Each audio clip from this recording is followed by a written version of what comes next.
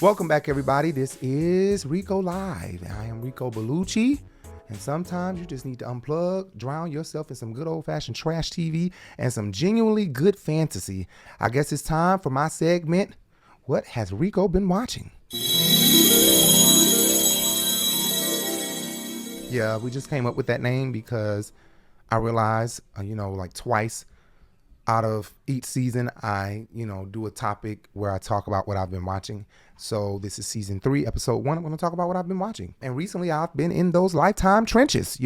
I love me some drama TV, and I was binge watching Lifetime's The Wrong series, the one that's produced by the Queen herself, produced and starring the Queen herself, Vivica A. Fox. These are those deliciously trashy but predictable thrillers where Vivica Fox always plays a smart woman who sees the setup coming a mile away. You just can't look away when they start dropping titles like The Wrong High School Sweetheart, The Wrong Life Coach, coming on Lifetime. It's pure uncut Lifetime genius. Then my friend Jay made me watch a fantasy marathon. Bless her heart. Okay, we got into Amazon's The Wheel of Time, which is that big budget, high stakes fantasy show. They're on season 2, which just wrapped up. Really put the epic in epic fantasy. All right, with battles, magic, and political twists. And I have to pause right here because Jay is getting ready to tell me, my producer, they just wrapped season 3.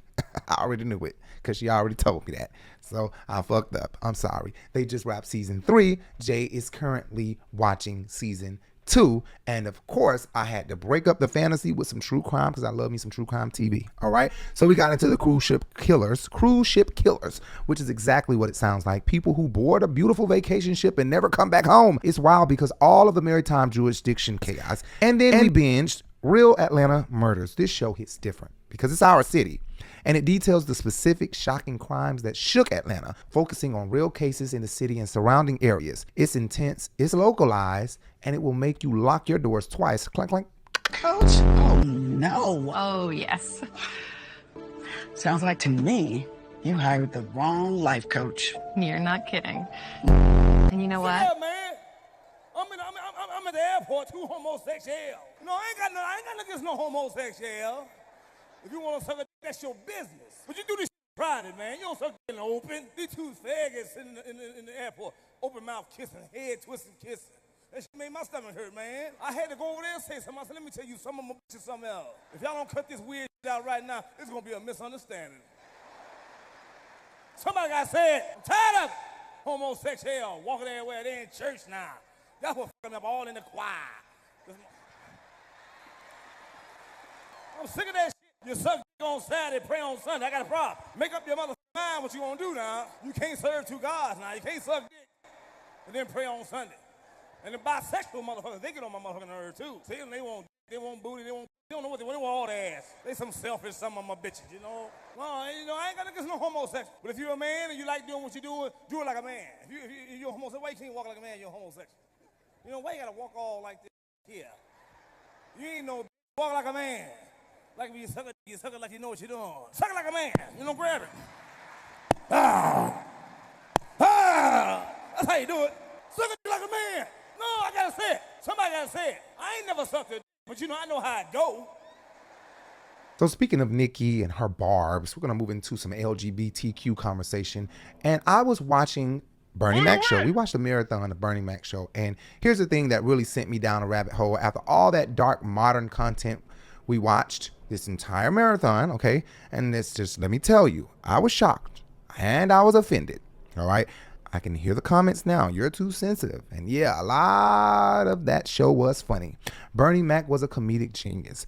But when you look at it through a modern lens, it is crazy that Fox even endorsed that show, let alone aired it and renewed it so many times. It just shows how much the times have changed. I was particularly focused on his relationship with his nephew, Jordan. The way Bernie would constantly pick at this young minor boy for having feminine ways, the constant relentless jokes, the slurs, the casual homophobia that was accepted, not just in the show, but in his stand-up specials, like the original Kings of Comedy. No, you let me down, big fella. Hey, I ain't the one dancing with the ribbon, man.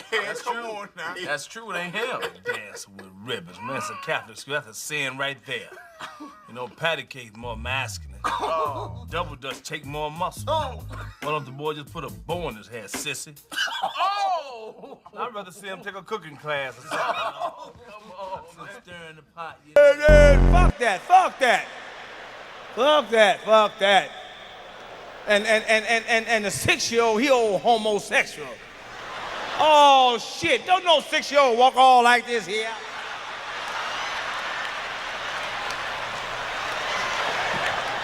Crying all the fucking time. Usually that's what's wrong with parents today. You act like you don't see shit, you don't know shit. You see your fucking kid, you know your kid ain't no goddamn good. This boy's a fag, 6 years old. He gonna be a sissy. Just like on Good Time, Michael. Oh no, fuck that, fuck that. You knew Michael was a fag when he was singing When You're Young and in Love. I said, that motherfucker sissy, he a sissy. Quit bullshit. Quit playing with yourself. Tell the fucking truth. Truth will set you free. So you play game, Bernie Mac ain't playing no goddamn game. The boy's a sissy. I ain't hurt my heart. Ain't nobody no sister in our family. This is the first one. You know, and the 2-year-old, he do whatever the 2-year-old tell him to do. 2-year-old the boss. See, that's the one you gotta watch. That's that little bitch there, something else. That's how I talk to her, little bitch, fuck that. It was deeply hurtful for me. I'm not saying you can't laugh at some of it, but for me, that rhetoric brought back some really bad memories.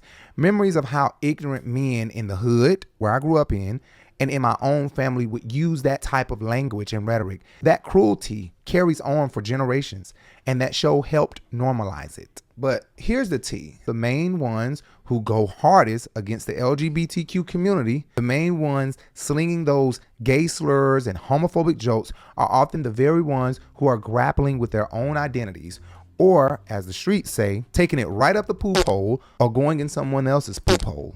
The truth... Only problem I got with homosexual when you try to walk like a woman, act like a woman, you ain't no goddamn woman.